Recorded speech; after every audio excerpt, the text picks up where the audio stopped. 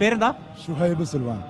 കർമ്മങ്ങളെല്ലാം പൂർത്തിയാക്കി ഹജ്ജിൽ നിന്ന് തഹലിലായി. അസ്സലാമു അലൈക്കും, welcome back to Visal media. ഞാൻ ഫക്രുദ്ദീൻ ബന്താവർ. ഇത്തവണത്തെ പരിശുദ്ധ ഹജ്ജ് കർമ്മം വളരെ സന്തോഷകരമായി പൂർത്തീകരിക്കുന്നതിനിടയിലാണ് മലപ്പുറം ജില്ലയിലെ പുത്തനത്താണിയിൽ നിന്നുള്ള വളരെ വലിയൊരു വ്യവസായി ഒരു ഹജ്ജിൻ്റെ കർമ്മങ്ങളൊക്കെ പൂർത്തീകരിച്ച് പൊടുന്നനെ മരണപ്പെട്ടൊരു വാർത്ത കേൾക്കാനിട വന്നത്.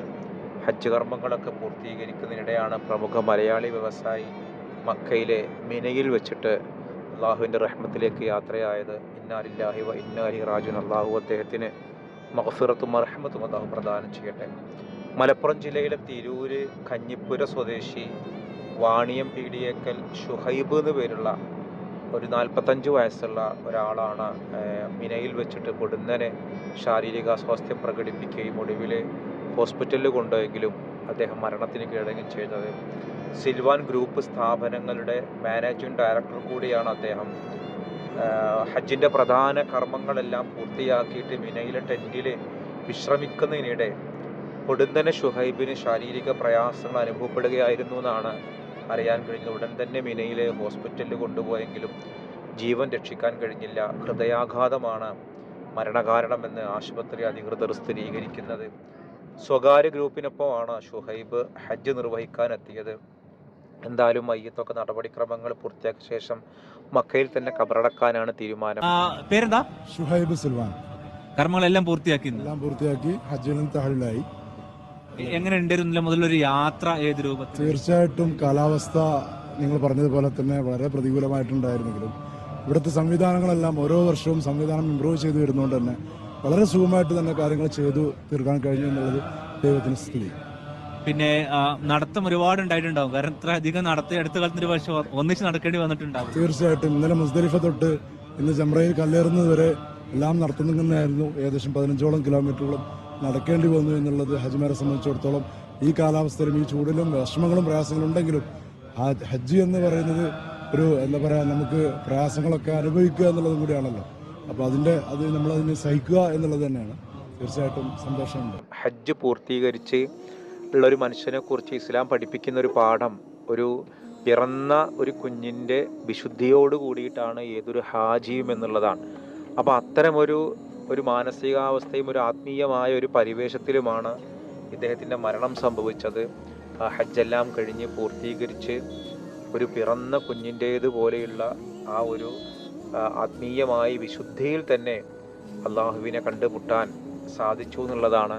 ഹജ്ജിന് നമുക്കറിയാം ഇഹ്റാമിൻ്റെ ഒരു വേഷം എന്ന് പറഞ്ഞാൽ പുരുഷന്മാർക്ക് 2 മുണ്ടുകളാണുള്ളത്.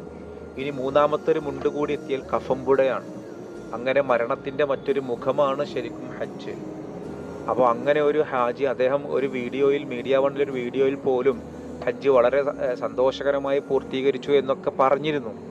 ആ പറഞ്ഞതിൻ്റെയൊക്കെ ശേഷമാണ് അദ്ദേഹം ഇങ്ങനെ മരണത്തിന് കീഴടങ്ങിയത്. അബുദാബിയിലെ അൽബസ്ര ഗ്രൂപ്പ്, അതേപോലെ പുത്തനത്താണിയിലെ ഹലാമാള്, പിന്നെ ബേബി വിറ്റ ഫുഡ് പ്രൊഡക്ട്സ്, ഇങ്ങനെ പല ബിസിനസ് ഗ്രൂപ്പുകളുടെയും ഡയറക്ടറായിരുന്നു ഇദ്ദേഹം. അദ്ദേഹത്തിൻ്റെ പിതാവ് സൈദാലിക്കുട്ടി ഹാജി എന്ന് പറയുന്ന ഒരാൾ സിൽവാൻ ഗ്രൂപ്പിൻ്റെ ചെയർമാനാണ്. അതേപോലെ ഉമ്മ ആയിഷുമോൾ സൽമയാണ് അദ്ദേഹത്തിൻ്റെ ഭാര്യ. മക്കൾ നിദ ഫാത്തിമ, നൈന ഫാത്തിമ, നിഹ ഫാത്തിമ, നൈസ ഫാത്തിമ, ഇങ്ങനെ പെൺകുട്ടികളാണ് ഇവരെല്ലാവരും. അള്ളാഹു ആ കുടുംബത്തിന് ക്ഷമിക്കാനും അതോടൊപ്പം തന്നെ മനസ്സിനെ പിടിച്ചു വെക്കാനുള്ളൊരു കഴിവ്, ഒരു തൗഫീക്കും അള്ളാഹു നൽകട്ടെ. അപ്പോൾ നമ്മുടെ വീഡിയോ കാണുന്ന ആർക്കെങ്കിലും ഈ ഒരു കുടുംബത്തെ കുറിച്ചിട്ട് അറിയുന്ന ആളുകളുണ്ടെങ്കിൽ ഇതിൽ വിവരങ്ങൾ കമൻറ്റ് ചെയ്യണം. ഇത്തവണ ഹജ്ജിൽ 47 ഡിഗ്രി ചൂടാകുമെന്ന് പ്രതീക്ഷിച്ചത് ഒരു 45 ഡിഗ്രി ചൂടാണ് ഉണ്ടായിരുന്നത്. 16 ലക്ഷം ആളുകളാണ് സൗദിയുടെ ഔദ്യോഗിക കണക്കനുസരിച്ച് ഹജ്ജിന് വന്നത്. എല്ലാ ആളുകളുടെയും ഹജ്ജ് കർമ്മങ്ങൾ വിജയകരമായി പൂർത്തീകരിച്ചു. ഒരു തരത്തിലുള്ള പ്രയാസങ്ങളും ആർക്കും ഉണ്ടായിട്ടില്ല. കഴിഞ്ഞ തവണ ആയിരക്കണക്കിന് ആളുകൾ കനത്ത ചൂടിൽ പിടഞ്ഞു വീണ് മരിക്കുന്ന സാഹചര്യമായിരുന്നെങ്കിൽ ഇത്തവണ അത്തരമൊരു റിപ്പോർട്ട് ഒരിക്കലും ഉണ്ടായിട്ടില്ല. ആകെ മിനയിൽ നിന്ന്, മുസ്ദലിഫയിൽ നിന്ന് മിനയിൽ വന്ന് ജംറകളിലൊക്കെ കല്ലേറ് കഴിഞ്ഞിട്ട് കൂട്ടം തെറ്റിപ്പോയ കുറച്ച് മലയാളികളുണ്ട്. അത്തരം മലയാളികളൊക്കെ പിന്നീട് KMCC ഉൾപ്പെടെയുള്ള സന്നദ്ധ സംഘടനകൾ കണ്ടെത്തി തിരിച്ചെത്തിക്കുകയും ചെയ്തിരുന്നു. KMCC തന്നെ അവിടെ വളരെ വിപുലമായ സൗകര്യങ്ങൾ ഒരുക്കിയിരുന്നു. അവർക്ക് വേണ്ടിയുള്ള കഞ്ഞി വിതരണം, അങ്ങനെ ഒരുപാട് കാര്യങ്ങൾ.